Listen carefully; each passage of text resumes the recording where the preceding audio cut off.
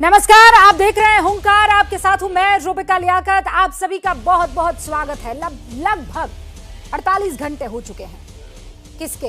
तालिबान के काबुल पर कब्जे के। और इन 48 घंटों के दौरान तालिबान ने दुनिया को बरगलाने के लिए एक से बढ़कर एक चुनिंदा ढकोसला और दिखावा किया है। कभी तालिबानी टीवी चैनल पर महिला एंकर को इंटरव्यू देता दिखाई दे रहा है, कभी तालिबान अल्पसंख्यकों को भरोसा दे रहा है कि भाई यहीं रुको, कहीं मत जाओ, हम कुछ नहीं होने देंगे। कभी तालिबान के ये तमाम लड़ाके जिम में कसरत करते हुए नजर आते हैं, कभी कारोबारियों को भरोसा देते हुए नजर आते हैं। यहां तक कि भारत को भी अपने अधूरे प्रोजेक्ट्स पूरा करने के लिए निमंत्रण दे रहे हैं, आने के लिए कह रहे हैं। लेकिन क्या ऐसा करके तालिबान अपने पाप को धो पाएगा? क्या तालिबान ने जो जुल्म सितम अपने ही लोगों पर, अपने ही बेटियों पर, अपने ही लड़कों पर किया है, वो दाग उससे मिट जाएगा? लोगों का ध्यान इससे बढ़ जाएगा? क्या तालिबान ने जिस तरह पूरी दुनिया में आतंक फैलाया है उसे भुला दिया जाएगा? तालिबान ने जिस तरह भारतीय विमान IC-814 का अपहरण करके उन लोगों को सताया, उन्हें अपनी जिंदगी और मौत के बीच कई घंटों तक परेशान किया, क्या हिंदुस्तान इस बात को भुला देगा? क्या तालिबान ने कुछ दिन पहले जिस भारतीय पत्रकार दानिश सिद्दीकी की हत्या की थी उसे कोई भूल देगा? क्या तालिबान ने महिलाओं पर जो जुल्म ढाए उसे माफ किया जा सकता है? क्या तालिबान ये सब दिखावा पाकिस्तान के इशारे पर नहीं कर रहा? आज हुंकार इसी मुद्दे पर है और मैं कह रही हूं आपको, मैं उन तालिबानियों पर ज्यादा यकीन नहीं करूंगी। मैं अफगानिस्तान में इन 20 सालों में जो बेटियां रही हैं, जिन्होंने अफगानिस्तान को इन 20 सालों में बदलते हुए देखा है, मैं उन बेटियों पर यकीन करूंगी, मैं उन महिलाओं की आवाज पर यकीन करूंगी, तालिबानियों पर नहीं। और इसीलिए उनके खत और ऐसी ही अफगानिस्तान में रही बेटी से आज आपकी मुलाकात होगी। पहले ये रिपोर्ट। जिस तालिबान के राज में महिलाओं के काम करने पर पाबंदी है, वहां महिलाएं काम कर रही हैं। जो तालिबान महिलाओं के घर से बाहर निकलने के खिलाफ है, उसके नेता महिला एंकर को इंटरव्यू दे रहे हैं। जो तालिबान भारत का दुश्मन है, वो भारत को अफगानिस्तान में अपने प्रोजेक्ट्स पूरा करने का न्योता दे रहा है। उधर बहुत रिकंस्ट्रक्शन प्रोजेक्ट है, इंफ्रास्ट्रक्चर प्रोजेक्ट है, वो कंप्लीट नहीं हो चुके हैं, इनकम्प्लीट है, वो कंप्लीट करें। जो तालिबान छोटे छोटे अपराध के लिए हाथ पैर काट देता है, वो इस बार मामूली सजा दे रहा है। जो तालिबान अल्पसंख्यकों को देखना भी नहीं चाहता, वो इस बार उन्हें देश ना छोड़ने के लिए कह रहा है। तो क्या वाकई तालिबान बदल गया है, या फिर ये तालिबान की एक सोची समझी चाल है? अगर कोई ये समझ रहा है कि तालिबान बदल गया है, तो वो सिर्फ और सिर्फ तालिबान के दुष्प्रचार में फंस रहा है, उसके प्रोपेगेंडा का हथियार बन रहा है। तालिबान दुनिया के सामने खुद को बदला हुआ दिखाने के लिए ये सारी हरकतें कर रहा है। अलावा चीन, रूस और पाकिस्तान के पूरी दुनिया ने अफगानिस्तान पर तालिबान के कब्जे का विरोध किया है। उसे देखते हुए तालिबान दुनिया के सामने खुद को बदला हुआ पेश करने का ढकोसला कर रहा है। ये वही लोग हैं जिन्होंने अभी कुछ महीने पहले कई लड़कियों को, जो कि टोलो और दूसरे न्यूज एंकर्स थी, उनकी हत्याएं भी की हैं। अभी कुछ ही महीने पहले की बात है। इनकी जान पे खतरा बना हुआ है, इनको बराबर थ्रेट भी मिल रहे हैं और वहां पे पहुंच गए, उसको इंटरव्यू भी दे दिया, क्योंकि ये टोलो न्यूज अफगानिस्तान की बेइंतहा पॉपुलर न्यूज सर्विस है। ये लोग बदल नहीं सकते, इनसे उम्मीद करना कि ये बदल जाए। लेकिन अफगानिस्तान की आवाम तालिबान के असली चेहरे को बहुत अच्छे से पहचानती है। यही वजह है कि अफगानिस्तान पर तालिबान का कब्जा होते ही यहाँ के लोग अपना घर बार छोड़ने को मजबूर हैं और अफगानिस्तान से बाहर निकलने के लिए जान तक दांव पर लगा रहे हैं। तालिबान भले ही दुनिया को दिखाने के लिए खुद को शांति का दूत बताने में जुट गया है, लेकिन हकीकत ये है कि तालिबान की वापसी से आतंक का खतरा बढ़ गया है। और आज पाकिस्तान FATF की वजह से काफ़ी प्रेशर में है। जो ट्रेनिंग कैंप्स POK में चलते हैं, उनको दुनिया की नज़र में होता है, तो उनके लिए एक बहुत बड़ी एलिबाई मिल जाएगी कि आईएसआई इन ट्रेनिंग कैंप्स को शिफ्ट कर सकती है अफगानिस्तान में, बिकॉज वहाँ सेफ हेवन है और सेफ एरियाज़ हैं ट्रेनिंग के लिए, और एडवांस ट्रेनिंग उनको दी जाएगी और उनको बाद में इस्तेमाल जम्मू कश्मीर में इन्फिल्ट्रेट करके किया जाएगा।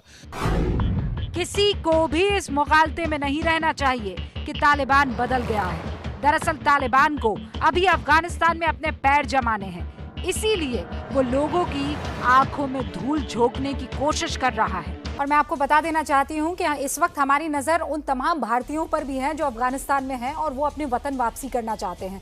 अच्छी खबर ये है कि एक और जत्था उन तमाम लोगों का जो वहां अफगानिस्तान में फंसे हुए थे गाजियाबाद के हिंडन एयरबेस पर आ चुका है।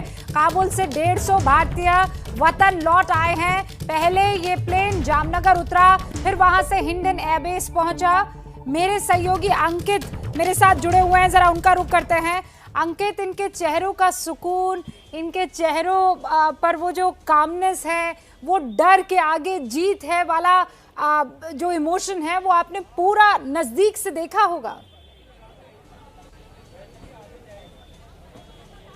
रूबिका, फिलहाल अभी अगर मैं जानकारी के लिए बताऊं तो हम लोगों को, यानी कि सभी मीडिया वालों को और जो परिवार वाले हैं उन सबको जो बाहर रोका गया है, यानी कि जो हिंडन एयर बेस है उसके जो मेन गेट के बाहर रोका गया है। लेकिन अभी जो विमान में जो लोग मौजूद थे उनसे मेरी बात हुई है, उन्होंने कंफर्म किया है कि हाँ 10 मिनट पहले यहां पर उनका विमान लैंड हो गया है और फिलहाल अभी जो विमान से उतरने की प्रक्रिया जारी है, यानी कि अब से जो 10 मिनट पहले ही विमान लैंड हुआ है और 10 मिनट में अब जो विमान में जो भी लोग सवार थे वो उतरेंगे यहां पर। हालांकि अभी इस सवाल का जवाब नहीं मिल पाया है कि इमिग्रेशन का क्या प्रोसेस जो अमूमन होता है जब कोई विदेश से आता है, क्या वो पूरा किया गया है, क्या वो जामनगर में पूरा किया गया है या यहाँ पूरा किया जाएगा, अभी इस बारे में जानकारी नहीं मिल पाई है। लेकिन उनके परिवार वाले भी आए हैं उनको रिसीव करने के लिए। ये लोग जो आसपास हैं, ये लोग कौन हैं? मतलब मीडिया कर्मी होंगे आई एम श्योर, लेकिन और कौन कौन लोग हैं? क्या परिवार वाले भी हैं? रूबिका, परिवार वाले कुछ आए थे लेकिन अभी उनको यहां से जो है साइड में किया गया है कि जब भी आपके अंदर से लोग आने वाले होंगे आपको जानकारी दी जाएगी तब आप आइएगा। लेकिन ये देखिए यहां पर बहुत सारे ऐसे लोग भी हैं जो सिर्फ देखने के लिए आए हैं। क्यों? क्योंकि जो है ये जो रेस्क्यू ऑपरेशन है, इससे पहले जो है हमने जो कई सारी फिल्में इसको लेकर के देखी हैं, चर्चा हुई है कि किस तरीके से रेस्क्यू ऑपरेशन किया जाता है। लेकिन ये वाकई में ये जो रेस्क्यू ऑपरेशन किया गया है ये कोई फिल्मी कहानी से कम नहीं है, क्योंकि वहां पर ऐसे हालात थे कि वहां से निकलना आसान नहीं था। लेकिन भारत सरकार के और वायुसेना के जो जवान हैं वो वहां पर पहुंचे, उन्होंने फ्लाइट लैंड करवाई और उसके बाद में जो भी लोग फंसे हुए थे उनसे कॉन्टेक्ट किया गया, उनको सेफली लाया गया एयरपोर्ट तक। और उसके बाद में विमान, हमने कल देखा है कि वहां काबुल से क्या तस्वीरें थी, लोग विमान के पीछे पीछे दौड़ रहे थे, विमान के पहिए पकड़ के लटक रहे थे, ऐसी भी तस्वीरें आ रही थी। और ऐसे माहौल में भारतीय वायुसेना के जवानों ने इन लोगों को, जो 150 लोग यहां पर पहुंचे हैं, उनको सुरक्षित वहां से निकाला है और भारत की सरजमी तक पहुंचाया है। और अब से कुछ मिनटों के अंदर अगर हम बात करें, ये जो सामने गेट है यहां से हमको कुछ बसें आती हुई नजर आएंगी जिसमें आईटीबीपी के जवान होंगे जो वहां सुरक्षा में तैनात है, और उसके अलावा कुछ जो जर्नलिस्ट है वो मौजूद है, कुछ सिविलियंस है वो मौजूद है। तो वो सब कुछ मिनटों के बाद में हमको यहां से बाहर निकलते हुए नजर आएंगे। तो गतिविधियां तेज है और इस वक्त के लिए बड़ी खबर ये कि विमान हिंडन एयरबेस पर करीबन 15 मिनट पहले लैंड कर गया है। ओके अंकित, अब मुझे ये बता दीजिए, 150 लोग तो यहाँ पर इस वक्त आ चुके हैं, अपने वतन वापसी कर चुके हैं और शुक्र है इस बात का, लेकिन कुछ और लोग भी बसे हैं वहां पर, फंसे हुए हैं जिनको बचाना है। तादाद कितनी है?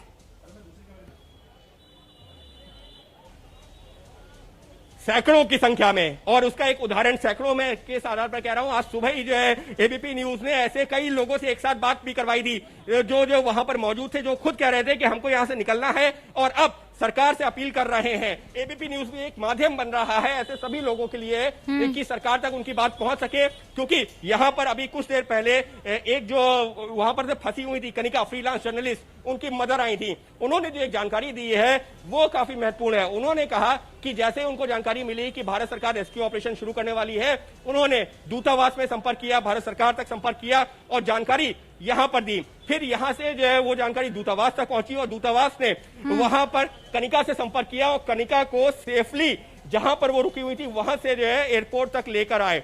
हालांकि जो 15 मिनट का रास्ता था उसमें कुछ घंटे जरूर लगे, लेकिन जरूरी थी वो उनकी सुरक्षा और वो उसका पूरा ध्यान रखा गया। अंकित जी रूबिका, हम लगातार उन लोगों के संपर्क में भी हैं जो मदद कर रहे हैं, उन लोगों के संपर्क में भी है जो मदद चाहते हैं, लेकिन इनकेस अगर इस वक्त एबीपी न्यूज के व्यूअर देख रहे हैं और वो ये जानते हैं कि उनका कोई जानने वाला, उनका कोई दोस्त, उनका कोई पहचान का वहां अफगानिस्तान में फंसा हुआ है, तो आप एबीपी न्यूज के साथ वो डिटेल साझा कर सकते हैं और सरकार ने कहा है कि वो जल्दी हेल्पलाइन नंबर जो है वो जारी करेंगे। ओके, अब अंकित, जब ये लोग तमाम 150 की तादाद में बाहर आने लगे, आप हमें फौरन सूचित कीजिएगा।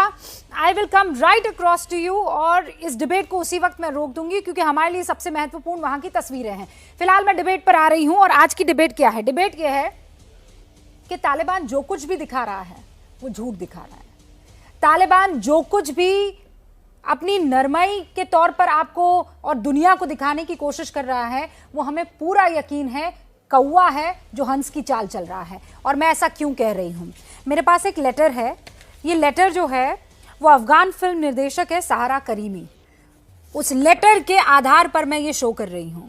उस लेटर में जो पैराग्राफ है कुछ इंपॉर्टेंट, मैं वो आपको पढ़कर कह रही हूं। जब तालिबान सत्ता में थे तब स्कूल जाने वाली लड़कियों की संख्या जो थी वो 0 थी। बहुत ध्यान से सुनिएगा। तब से स्कूल में 9 मिलियन से अधिक अफगान लड़कियां हैं।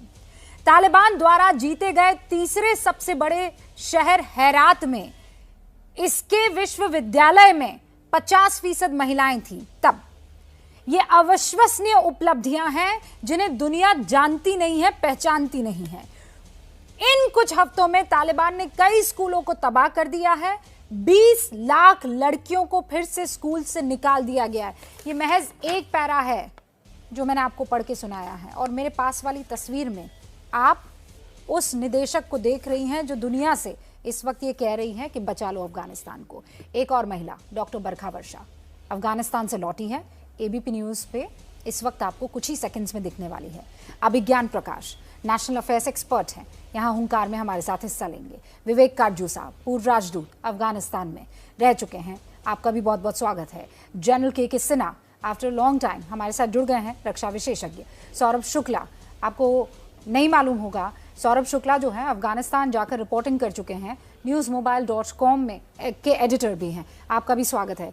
उमर अल्ताफ साहब इस वक्त आपको स्क्रीन पर दिखाई दे रहे हैं, पत्रकार हैं पाकिस्तान से आफ्टर लॉन्ग टाइम। उमर साहब, आपको भी हुंकार में मैं आपका इस्तकबाल करती हूँ, आप सभी का बहुत बहुत स्वागत है। सबसे पहले मैं डॉक्टर बरखा से शुरू करने वाली हूँ। डॉक्टर बरखा, आप अफगानिस्तान में 3 साल रही हैं, बहुत लोगों की आपने मदद की है। मैं आपसे ये जानना चाहती हूँ कि ये जो तालिबान बता रहा है इस वक्त, बरखा आप मुझे देख सकती हैं क्या? जी। जो तालिबान इस वक्त ये बता रहा है कि नहीं बच्चियाँ स्कूल जा सकती है, ये बैठी शाइला में महिला एंकर और एक तालिबान जो है उसको इंटरव्यू दे रहा है, ये सच है, दिखावा है या ये बदल रहा है? तालिबान जो गुड हो रहा है, बहुत लोग कह रहे हैं। बिल्कुल भी नहीं बदल रहा है, जहाँ तक मैं समझती हूँ ये सिर्फ दिखावा है और बहुत थोड़े दिनों के लिए। तालिबान न कभी बदला था न कभी बदलेगा। पिछले 3 साल से लगातार मैं वहाँ पे वुमेन एजुकेशन और वुमेन स्किल डेवलपमेंट इस तरह के चीज़ों में इन्वॉल्व थी। मैं खुद काम कर रही थी जलालाबाद और लागमान जैसी जगह पे, मैंने कई सारे स्कूल्स को भी सेटअप किया था एजुकेशन सेक्टर में। लेकिन तालिबान कभी भी नहीं बदला है। ये जो अभी दिखा रहे हैं थोड़ी देर के लिए कि एक लेडी है वो बुर्का पहन के आई है, मैं बार बार कह रही हूँ कितने दिन इस बुर्के में आएगी, कितने दिन आ सकती है, कोई नहीं जानता है, क्योंकि अल्टीमेटली वो करेंगे अपनी तानाशाही ही। तालिबान कभी भी नहीं बदले हैं। आज भी वहाँ पर लेडीज़ के बीच में बहुत खौफ है, स्पेशली जो वुमेन जर्नलिस्ट हैं वो बहुत बुरी तरह से टारगेटेड हैं। हमें मैसेजेस आ रहे हैं वहाँ से लगातार लोगों के कि किसी तरह हमें यहाँ से निकालिए, हम यहाँ पे फंसे हुए हैं। अच्छा, नहीं, मुझे ये बताइए कि ये कैसे काम करते हैं, मतलब क्या है ये, औरतों से इनको इतनी कोफ्त क्यों है? जहाँ तक मैंने देखा है अफगानिस्तान एक मेल डोमिनेटिंग कंट्री है। वहाँ पे वुमेन को लेके काबुल तो फिर भी थोड़ा बहुत बेहतर था, बाकी अफ़गानिस्तान से काबुल और मज़ार में थोड़ा सा कुछ बेहतर दिखा था। अदरवाइज़ आप देखें जलालाबाद, लागमान और अदर इंटीरियर एरियाज़ में वहाँ पे लेडीज़ का कंडीशन कभी भी बहुत अच्छा नहीं था, बहुत ही अच्छा नहीं था। और वही नीला बुर्का पहनना है, ये सब अभी भी चल रहा था। जब तालिबान कम हरकत में थे तब भी चल रहा था, तो अब आप समझिए वो आ चुके हैं तो कितना बुरा हाल होगा। लेडीज के बीच में इतना खौफ है इन चीजों को लेकर। तालिबान तो कह रहा है कि वो काम करने देंगे महिलाओं को। ये कितने दिन के सीने नहीं समझ सकते, वो बिल्कुल जाहिल लोग हैं, बिल्कुल जाहिल हैं, अनपढ़। एक होता अनपढ़ होना, एक होता जाहिल होना। वो जानवरों जैसे हैं, वो लोगों को किस तरह से ट्रीट करते हैं, उनके वही पुराने फलसफे हैं। वो आज नहीं तो कल उन चीज़ों पे वापस आ जाएंगे। आज जो अफगानिस्तान से लोग वहाँ से भागने की कोशिश कर रहे हैं वो इसलिए क्योंकि वो जानते हैं हम अपनी जो जिंदगी जी रहे थे। डॉक्टर बरखा, मुझे बताइए ना, ये किसी ने कभी नहीं देखा दुनिया में, ये किसी ने नहीं देखा कि एक तालिबानी लड़ाका जो है वो एक महिला जर्नलिस्ट या एंकर के सामने बैठ एक शो पीस जैसा मुझे नजर आ रहा है। आपको सच बता दूं, क्योंकि मैं खुद तोलो न्यूज़ को लगातार फॉलो करती रही हूँ, देखती रही हूँ, मुझे तो ये एक शो पीस जैसा, इससे ज़्यादा कुछ समझ नहीं आता। वो क्या दिखाने की कोशिश कर रहे हैं, क्योंकि उनकी पॉलिसी जो वो कह रहे हैं और जो वो कर रहे हैं उससे बिल्कुल ही अलग है, बिल्कुल अलग। ये झूठ है, मुझे तो ये शो पीस नज़र आता है। डॉक्टर बरखा, मैं चाहती हूँ कि और डिटेल में आपसे बात करूँ, लेकिन बाकी जो मेहमान हैं ज़रा उनसे भी मैं इस पर अपना उनके रिमार्क्स ले लेना चाहती हूँ। शुरुआत काजू साहब आपसे करूँगी, क्योंकि मुझे कल आपके वो 2 सेंटेंसेस अच्छे से याद हैं जिसमें आपने मुझे नहीं, इनफैक्ट सबको कहा था कि भावनाएं काम नहीं करेंगी, क्रोधित नहीं होना है, संभल के काम लेना है। लेकिन जब जब इन महिलाओं की बेत खाती तस्वीरें देखती हूँ तो ना क्रोध काबू कर पाती हूँ और ना इमोशंस काबू कर पाती हूँ। मैं ये जानना चाहती हूँ, ये what is with this good Taliban? Taliban good कैसे हो सकता है सर?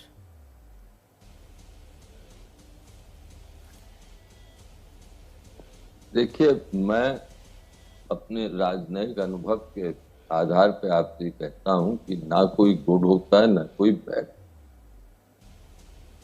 विचारधाराएं होती हैं और विचारधाराएं बदलती। मैं ये नहीं कह रहा हूं कि तालिबान बदल गए। अब जो शक व शुबा लोगों में है वो तालिबान के इतिहास के आधार पे है, जिस तरह वो बिहेव करा है उन्होंने उस आधार। लेकिन अब तालिबान के शीर्ष नेतृत्व को ये आभास हो गया इस 20 साल में कि अगर वो उसी धारा पे चले जो कि 20 साल पहले चले थे, तो फिर दुनिया को वो कबूल नहीं है और उनको बहुत मुश्किल का सामना पड़ेगा। इसके साथ साथ आपने खुद कहा कि चीन और रूस अब साथ है। चीन और रूस महाशक्तियां, और अगर चीन और रूस पाकिस्तान के जरिए और पाकिस्तान को भी प्रेशर में लाते हैं तो कुछ ना कुछ फर्क पड़ सकता है। मैं तालिबान की हिमायत नहीं कर रहा, जो शक आपको है वो मुझे भी, लेकिन मेरा यही कहना है कि मेरे अनुभव में अगर इस वक्त हम क्रोध से काम लें, इस वक्त हम ये कहें कि ये सब ढकोसला है, ये सब झूठ है, तो फिर इसका सल्यूशन क्या है? मैं तो हमेशा सल्यूशन ढूंढता हूं। ओके काजू साहब, आप सल्यूशन, 1 मिनट मुझे क्योंकि मैं थोड़ा लेट, क्योंकि आप जानते हैं मैंने थोड़ा सा लेट शुरू किया है। वो C-17 ग्लोब मास्टर्स की तस्वीरें आ गई थी। मैं ब्रेक लूं उससे पहले चाहती हूँ कि बाकी जो अपने 3 मेहमान हैं उनसे भी ओपनिंग रिमार्क ले लूं। जनरल सिन्हा, काजू साहब कह रहे हैं क्रोध से काम मत लीजिए। मैं फिर कह रही हूँ, ये मैं क्रोध की बात नहीं कर रही हूँ, पर ये मान लूं कि तालिबान बदल गया है, आई एम सॉरी, मुझसे ये नहीं हो पाएगा। मैं आपके साथ हूं। देखिए रूबिका जी, धरातल में रहना सच्चाई है और धरातल में जो रहता है वही समय चल सकता है, वही चीजें आपको परिस्थितियों को बदलेंगी। कहना कि ये चीज जो एक हाइपोथेसिस है, हाइपोथेसिस में जो काम करते हैं वो हाइपोथेसिस कभी प्रूफ नहीं होता। ये काजू साहब जो कह रहे हैं 2018 से अमेरिका और पाकिस्तान किसी छलावे में अमेरिका को, सुन लीजिए सर, सुन लें।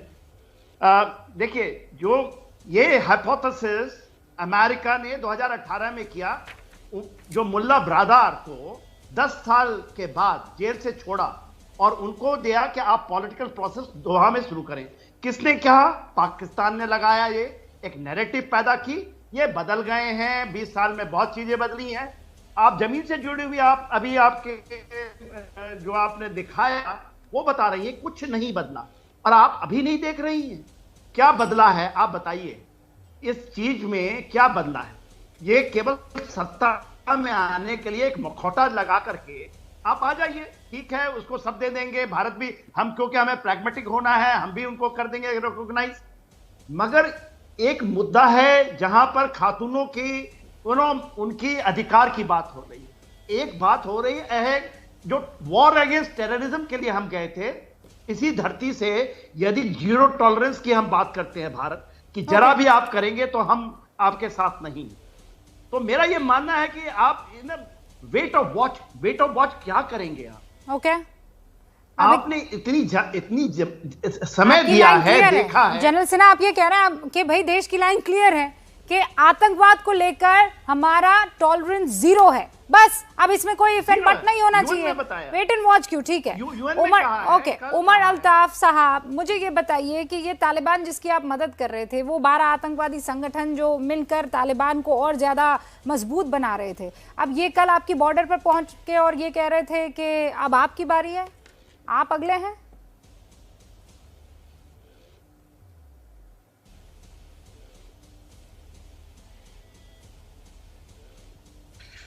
देखिए, पाकिस्तान तो ये समझता है ये अफगानिस्तान का अंदरूनी मामला है, और जहां तक आपकी बात है तहरीक तालिबान पाकिस्तान की, तो उसके खिलाफ तहरीक तालिबान पाकिस्तान की, तो उसके खिलाफ पाकिस्तान ने भरपूर एक्शन लिया है। और ये जो मैं आपको बताना चाह रहा हूं कि इस तरह की अगर ये, हेलो, आप सुन सक रही हैं मुझे? बिल्कुल बिल्कुल बिल्कुल उमर साहब, मैं बहुत इत्मीनान से सुन रही हूँ आपको और पूरा देश सुन रहा है। आप मुझे सुन सक रही हैं? जी, थोड़ी आवाज एको कर रही थी इसलिए मैं ये कहना चाह रहा हूं कि तहरीक तालिबान पाकिस्तान जो है उसके खिलाफ पाकिस्तान पूरी कार्रवाई करेगा, और अफगान तालिबान को ना हम अपनी टेरिटरी यूज करने देंगे, ना अफगान रेफ्यूजीज लेंगे। और मैं आपको इस बात की भी गारंटी दूं कि ये जो तालिबान है, पाकिस्तान इनको भारत के खिलाफ, अपनी सरजमीन भारत या किसी और मुल्क के खिलाफ भी इस्तेमाल करने की इजाजत नहीं देगा। मेरी यही स्टेटेड पॉलिसी है। उमर साहब, ऐसे मजाक मत कीजिए। आप कह रहे हैं कि जमीन को इस्तेमाल करने का मौका नहीं देगा तालिबान को। एक संजीदा टॉपिक है, ये संजीदा टॉपिक है, पर आपका कहा नहीं, आपका कहा जो है वो सच नहीं है ना। आपके इमरान खान ये कह रहे हैं कि वो गुलामी की जंजीरों से आजाद हुए हैं, आप लोग तालिबानियों का इस्तकबाल कर रहे हैं, और आप कह रहे हैं कि जमीन का इस्तेमाल नहीं होने देंगे। उमर साहब, आप पाकिस्तान ही में है ना? परफेक्ट। आपको एक मुहावरा दूं इन तालिबानियों के लिए, वो 100 चूहे खाकर बिल्ली चली हज को। यही इस वक्त तालिबान करने की कोशिश कर रहा है, दुनिया की आंखों में धूल झोंक रहा है, लेकिन वहां पली बड़ी औरतें, वहां के बच्चे, वहां के नौजवान असली रंग तालिबान का जानते हैं। और यही वजह है कि काबुल में तालिबान के खिलाफ देखिए, इन औरतों को देखिए, विरोध प्रदर्शन कर रही हैं, ताकत देखिए इनकी, जज्बा देखिए इनका, इन तालिबानियों के सामने खड़े होकर तालिबान का विरोध कर रही हैं। हाँ, बुर्के में है, हाँ अबाया पहना हुआ है, लेकिन कह रही है कि तुम्हें यहाँ रहने की कोई इजाजत नहीं है। ये तालिबान की तस्वीरें काबुल से। अब कई लोगों के जहन में ये बात आ सकती है, नहीं, कई लोग, मैं कह रही हूँ ये भी ढकोसला हो सकता है ना। कई लोग ये सोच रहे हो कि तालिबान लड़ाकों की मौजूदगी में, जिसके कंधे पर बंदूक है, ये इन 4 औरतों को विरोध करते हुए बर्दाश्त कैसे कर पा रहा है? डॉक्टर बरखा, जल्दी बताइए मुझे। जी, मैं आपको बता दूं, क्योंकि ये जो हालात दिख रहे हैं ये सब एक शोपीस जैसे हैं। अभी सबको पता चला है कि कल रात को एक समझौता हुआ है जिसमें अगले 4 से 6 महीने तक जो गवर्नमेंट जैसे चल रही थी वैसे ही चलेगी, इन्हें पूरी सत्ता नहीं सौंपी जाएगी। ऑफिशियली इनके हाथ में अभी जो कुछ भी हुआ है वो बंदूक के जोर ज़बरदस्ती पे हो रहा है। तालिबानी हुकूमत की जो अभी है वो ऑफिशियली अनाउंस नहीं होगा।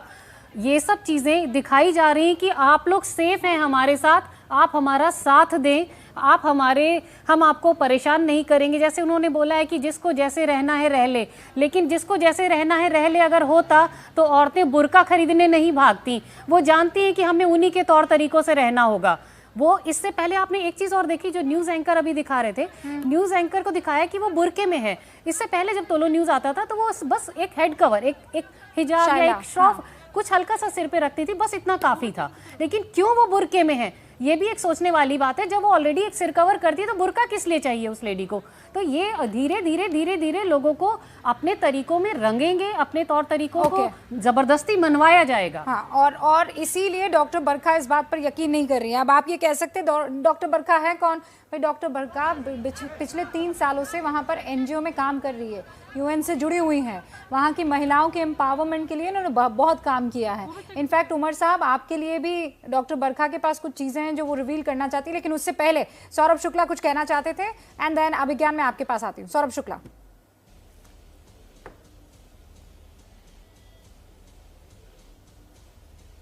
रूबिका, 2 चीजें कहूंगा। एक तो मैं बिल्कुल सहमत हूं आपसे कि जो तालिबान की जो कहनी और जो कथनी और करनी है उसमें बहुत फर्क है। ये जो आज वो अपना रूप दिखा रहे हैं, ये इसलिए दिखा रहे हैं क्योंकि उनको रिकग्निशन चाहिए। उनको पूरे विश्व के जो देश हैं, कई ऐसे उनके साथ भी जो कुछ खड़े हैं, चीन, पाकिस्तान, इनको के अलावा ये बड़े देशों से एक रिकग्निशन चाहते हैं। तो हमें इससे बिल्कुल ये एक सावधान रहना है, क्योंकि तालिबान जिस तरह के मेडिवल तरीके से अफगानिस्तान को लेके जाने वाले हैं, ये वर्ष उसको देखेगा, पूरे विश्व को इसके खिलाफ मैं बीच में इंटरप्ट कर रही हूं, लेकिन please what is with this के वो स्कूल जाते हुए बच्चों की वो जो प्रोपेगेंडा फैलाया जा रहा है कि तालिबान बदल गया, देखो स्कूल जाते हुए बच्चों को रोक नहीं रहा है, महिलाएं विरोध प्रदर्शन कर रही हैं, उनको गोली से भून नहीं रहा है, ये प्रोपेगेंडा क्यों?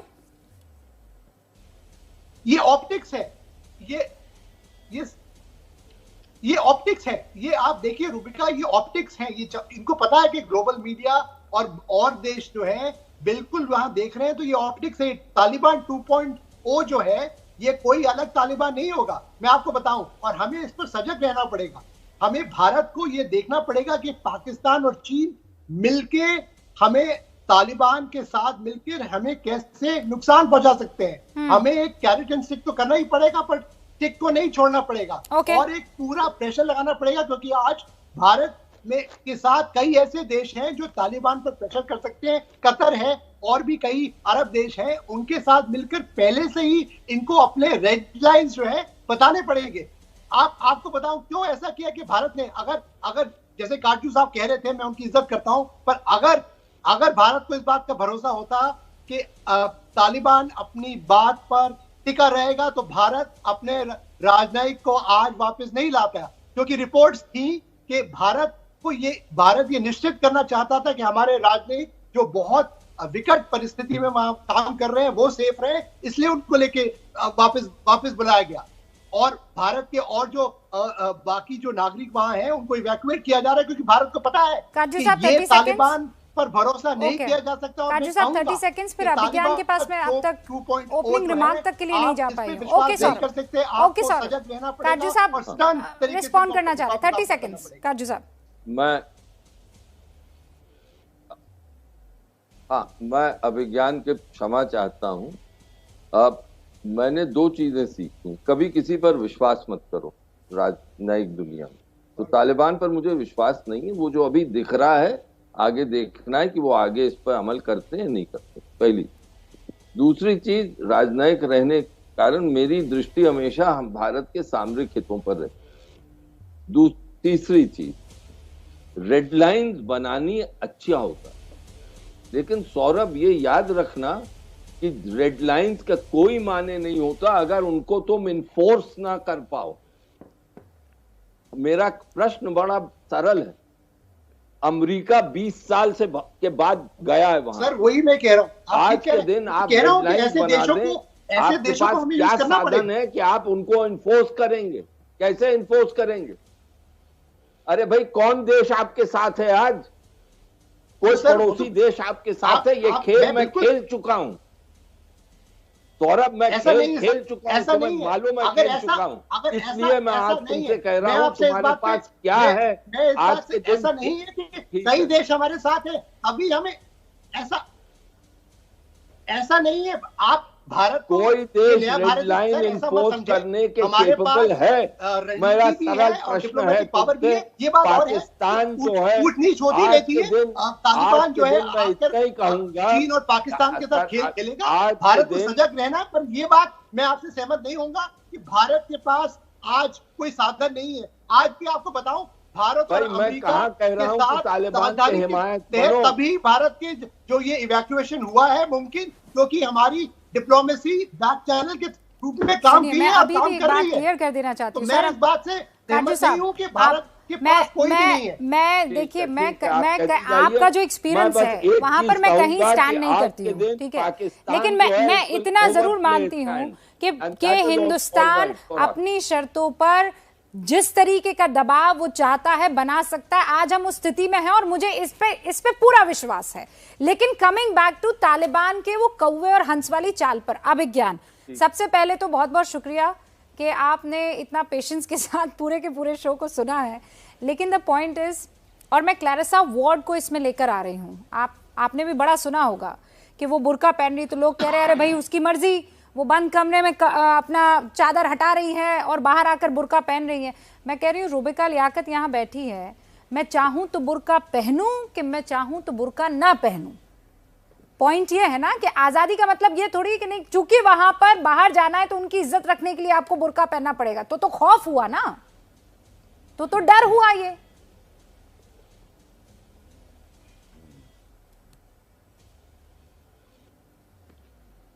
दो पॉइंट्स सबको सुना। मैं काजू साहब को तो स्वाभाविक है, मैं गौर से सुनता हूं क्योंकि उनका तजुर्बा है और उनकी बातों में कड़वाहट होती है, वो मुझे बहुत अच्छी लगती है। Absolutely. पहला पॉइंट मेरा, हम तालिबान का सियासी रूप देख रहे हैं, ये कोई एनालाइज नहीं कर रहा है, क्योंकि तालिबान आता, धमाचौकड़ी करता, अपनी उस तरह की हरकतें करता जिसके लिए वो जाना जाता है, वो तो ऑब्वियस था। एकदम से तालिबान ने एक बहस को शक्ल दे दी कि क्या तालिबान रिफॉर्म हो गया है, जबकि हकीकत यह है कि किसी को यह बात नहीं हजम होगी इस स्टीम्ड पैनल में बैठे लोगों को कि तालिबान रिफॉर्म हो सकता है। लेकिन उसने आते ही एट द आउटसेट, एक सही बात है अंतर्राष्ट्रीय मंच पर उसकी ज्यादा लोग एक्सेप्ट कर ले, मतलब गलतफहमियां सब रख सकते हैं, तो मैं बड़ा अजीब सा ये रूप देख रहा हूं, क्योंकि तालिबान के इतिहास को कोई भी जानता है तो वो ये तो उम्मीद उससे कतई करता नहीं था। तो पहला पॉइंट कि वो पावर पॉलिटिक्स क्या पहली बार एक इंडिकेशन दे रहे हैं। पहली चीज, कितनी देर ये चलेगा नहीं चलेगा ये एक अलग मसला है, क्योंकि लोगों को यकीन नहीं हो रहा है उनकी हरकतों पर। दूसरा पॉइंट अभी भी जो मेरे कल के पॉइंट का एक्सटेंशन है कि जो जवाब अमेरिका की तरफ से आने चाहिए, जो सबसे गंभीर सवाल उनके लिए हैं, वो जवाब अभी तक नहीं आ पा रहे हैं और उसमें कोई क्लैरिटी। खाली अमेरिकी राष्ट्रपति का ये कह देना कि साहब नहीं जाना चाहिए था वहां के राष्ट्रपति को, वो comment that is not good enough. ये बहुत सीरियस सिचुएशन है। हाँ, that's precisely what my point is. So please understand Rubika, वो बहुत बड़ी अहमियत है, क्योंकि इस रीजन को, और काजू साहब खुद अपनी कड़वाहट में मानेंगे, इस रीजन के रोल में अगर किसी का फैक्टराइजेशन होता है तो वो अमेरिका है। तो इसलिए हर दिन मैं जितना तालिबान की घटनाओं को फॉलो करूंगा, उतना अमेरिका क्या कह रहा है या अमेरिका क्या चाहता है मैं उसको भी फॉलो करूंगा। पाकिस्तान के मेहमान कह रहे हैं कि साहब हम लोग उनको जगह नहीं देंगे, इनकी भी बात का यकीन करना बहुत मुश्किल है। तो ये प्रॉब्लम है असली जिस पर प्ले कर रहा है इस वक्त तालिबान। ओके अभिज्ञान, उमर अल्ताफ आज के दिन काजू साहब बस एक सेकंड आ रहे हैं, पाकिस्तानी मेहमान हमारे। हाँ उमर साहब, एक शब्द बस कहना चाहता हूँ। रुबिका मुझे इजाजत दे दो, एक शब्द। ओके ओके ओके कहिए। जी रुबिका जी, मैं आपको सिर्फ ये बताना चाहता हूँ कि जिस तरह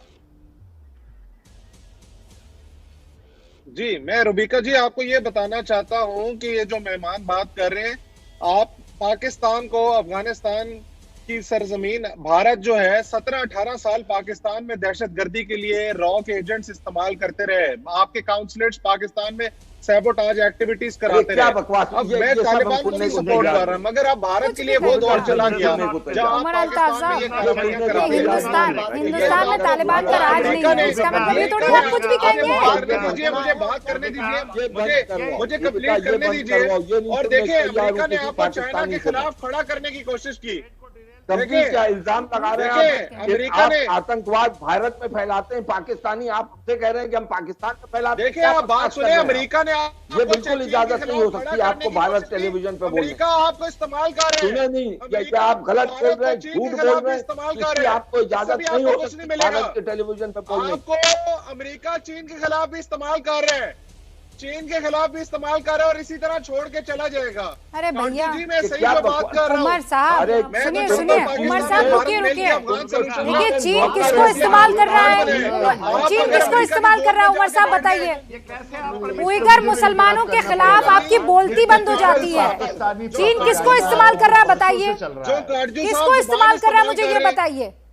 आप वहाँ हाफिज सईद को काजू बादाम खिला रहे हैं, हाँ वो जकी और लकवी को जो है आप दामाद की तरह पाल रहे हैं। दाऊद इब्राहिम को व्हाइट हाउस दिया है। आपका बस चले तो आप रोज 2-2 लीटर खून अपना निकाल के वहां तक पहुंचाएं कि लो भाई चूसो और चूसो हमारा खून, ये तो आपका आलम है। और आप बोल रहे हैं कि हम रॉ के एजेंट्स वहां पर पहुंचा रहे हैं। You have no idea Umar साहब, हिंदुस्तान के बारे में सुनिए। मैं 10 बार ये एग्जाम्पल दे चुकी हूँ उमर साहब, और मैं दोबारा एग्जाम्पल दे रही हूँ। अभी हमने तस्वीरें देखी जब वहां पर शिवजी के मंदिर को आपने अल्पसंख्यकों के मौजूदगी में तोड़ दिया, आपके वहां के लोगों ने। पता है ना आपको क्या हालत है आपके पाकिस्तान की, पता है ना आपको। और आप यहाँ बैठकर हमें ज्ञान दे रहे हैं कि हिंदुस्तान में ये हो रहा है वो हो रहा है।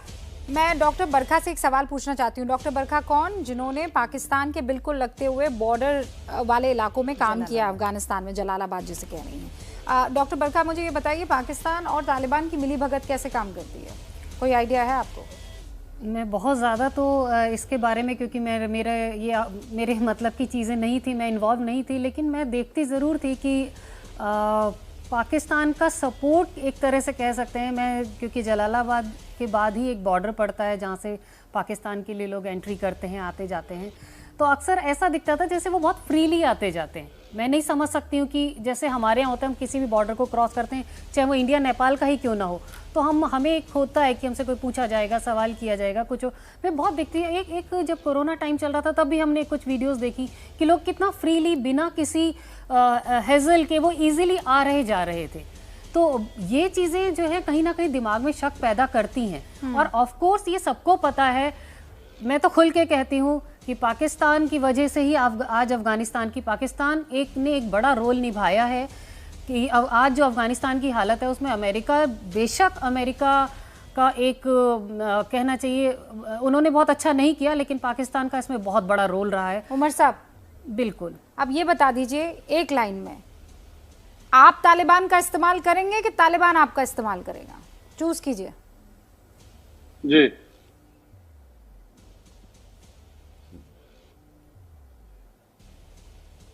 देखिए रुबिका जी, दोनों सवालों का जवाब ना में है। और मैं ये बताना चाह रहा हूँ तालिबान को तालिबान अगर अफगानिस्तान में है तो आप पाकिस्तान को स्केपगोट ना बनाए। तालिबान से लड़ना अफगान फौज का काम था, अफगान हुकूमत का काम था। अफगान फौज अब लड़ ही नहीं सकी, तभी तालिबान को ट्रेनिंग कहाँ से मिली? अफगानिस्तान के अंदर तो कैंप नहीं था ना, सैलरियां तक अफगानिस्तान के अंदर कोई कैंप नहीं है तालिबान को ट्रेनिंग देने का। बजट पाकिस्तानी फौज, सारी दुनिया को पता है कि तालिबान कहाँ बनते हैं, कहाँ ट्रेनिंग दी जाती है। आपको भी पता है, हमें भी पता, और ये कोई नई बात नहीं मैं आज कह रही हूँ यहाँ पे। अफगान फौज लड़ी नहीं, तो अमेरिका सो रहा था। सर आपको भी पता है, हमें भी पता है, अमेरिका का डबल रोल। अमेरिका ने एक तरफ तालिबान बनाए हैं और एक तरफ व्हाइट कॉलर बन के दिखाया कि हम दुनिया में अफगानिस्तान की हेल्प कर रहे हैं। ये डबल रोल रहा है अमेरिका का, सारी दुनिया को पता है, इसमें कुछ भी नई चीजें नहीं है। और आप तो जर्नलिस्ट हैं। यही कह रहा हूँ, अमेरिका जो है कभी पाकिस्तान को इस्तेमाल करता है, सर आपकी जमीन पे आजकल भारत को इस्तेमाल कर रहा है, आपकी जमीन से आया है। अमेरिका आपको इस्तेमाल कर रहा है। आप ये समझिए कि आपकी जमीन पे हो रहा था ट्रेनिंग, आपकी जमीन पे हो रही थी। सवाल का जवाब दीजिए ना। ये ट्रेनिंग अफगानिस्तान में आप तालिबान का इस्तेमाल करोगे कि तालिबान आपका इस्तेमाल करेगा? ये ट्रेनिंग आपकी जमीन पे हुई है, अफगानिस्तान में बताइए ना कितनी पड़ेगी? कौन किसका इस्तेमाल? आप तालिबान का इस्तेमाल करोगे कि तालिबान आपका इस्तेमाल करेगा? मेरे सवाल का जवाब दीजिए ना रुबिका जी, हमारा तालिबान से सरोकार है ना, हम आपको ये मैं बहुत छोटी सी बात बताती हूँ। मैं 14 जुलाई को मैंने जवाब आप दे इस दिया वक्त कहाँ एक हैं? लाइन के अंदर। बस एक सेकंड, उमर साहब अभी आप कहाँ हैं? जी बताएं। कहाँ हैं अभी आप? जो मन में आए बोल रहे हैं। हाँ, कहाँ हैं अभी आप? अफगानिस्तान की बॉर्डर पर तो नहीं है? कार में बैठे जी हुए मैं इस्लामाबाद में हूँ। एक चक्कर लगाऊं। इस्लामाबाद अब में। मैं आपको एक बात बताती हूँ जो मैं पहले भी कई जगह बता चुकी हूँ। 14 जुलाई को मैं यहाँ से 14 जुलाई को मैं यहाँ से गई हूँ अफगानिस्तान और 18 को आई वाज टारगेटेड। क्या गाड़ी में बैठ के अगर मैं अफगानिस्तान के बॉर्डर पर भी हूँ तो उससे क्या हर्ष पड़ता है? नहीं, इसीलिए हर्ज पड़ता है कि वो लोग कह रहे हैं अगर मैं गाड़ी में अफगानिस्तान चला भी जाऊं तो इसमें मसला नहीं, मत जाइएगा उमर भाई। तो फिर होमगार्ड में कौन बैठेगा यहाँ पर? आप मत जाइएगा, उन्होंने कहा है अगला नंबर आपका है। मुझे नहीं, मुझे आपकी जिंदगी की फिक्र है भाई, मत जाइएगा। मुझे पाकिस्तान से जब आपको कोई आइडिया नहीं है, वो कुछ भी कर सकते हैं, आपको नहीं पता है। बता रही 14 को आपके ट्रेन क्यों हुए? आपके आस्तीन में पाले हुए सांप आपको कभी भी डस सकते हैं। 14 जुलाई को मैं गई हूँ और 18 को मैं टारगेटेड थी अफगानिस्तान के अंदर बाई पाकिस्तानी, और तमाम जगह सोशल मीडियाज में आ रहा था कि ये लेडी कहाँ है, इसके बारे में हमें इनबॉक्स करें। मैं बार बार अपना सिम बदलती थी, अपनी जगह बदलती थी। थैंक्स। हमारे पड़ोसी भारत को डसे। आपका पड़ोसी नहीं है, आप लोगों ने आपकी कंट्री, आपकी टेररिस्ट कंट्री पूरी दुनिया में फेमस है। ओके काजू साहब, लास्ट कॉमेंट। बिल्कुल भी नहीं चाहेंगे। देखिए पड़ोसी ऐसे नहीं होते जैसे आप ज्यादा जिम्मेदारी पाकिस्तान की है अफगानिस्तान। तालिबान को आपको नहीं नुकसान अगर पाकिस्तान चाहता है तो वहाँ अमन होगा, लेकिन इस वक्त अगर पाकिस्तान अपनी सफलता से, क्योंकि सफलता उनकी हुई है, उसमें मदहोश हो जाता है तो फिर पाकिस्तान का खैर नहीं। जनरल सिन्हा, देखिए जो पाकिस्तान कर रहा है, बड़े वो बोलते हैं कि तलवार की धार पे चल रहा है। तहरीके तालिबान के फकर मोहम्मद साहब निकल चुके हैं और खबर ये आ रही है कि बलूचिस्तान के 4 न्यूक्लियर जो है ये हैं उस तरफ चल रहे हैं। ये सब खबर शायद एबीपी में नहीं आई है। उनके जो न्यूक्लियर फैसिलिटी की तरफ वो उनका प्रस्थान हुआ है। तो पाकिस्तान समझे, और ये मैं नहीं बता रहा हूं, ये इंटेलिजेंस रिपोर्ट नहीं है, ये रिपोर्ट है। तो सिचुएशन बहुत गंभीर है और ये जो सोच रहे हैं कि इन्होंने कर लिया चाइना के सर पे, ये फ्रंटलाइन स्टेट बने हैं चाइना के, अमेरिका के बने थे तो 70,000 लोग मारे गए इनके, और क्या हाल कर लिया अपना वो देख लिए आप। तो मैं बस इतना ही एडवाइस दे सकता हूं कि जरा सोच समझ के काम करें। Okay Saurabh ji.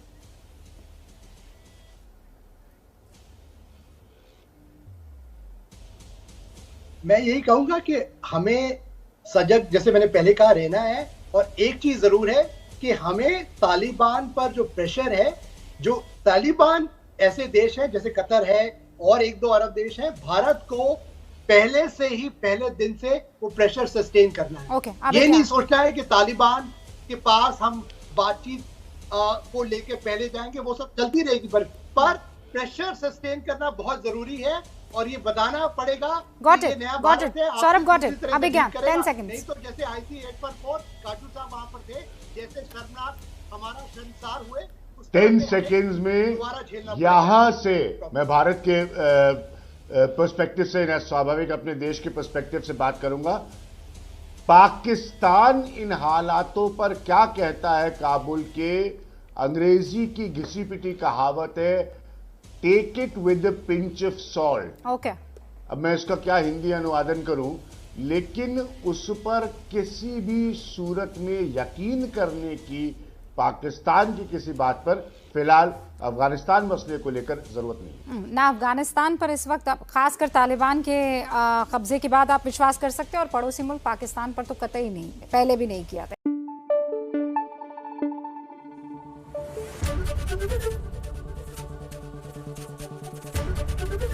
ABP news आपको रखे आगे।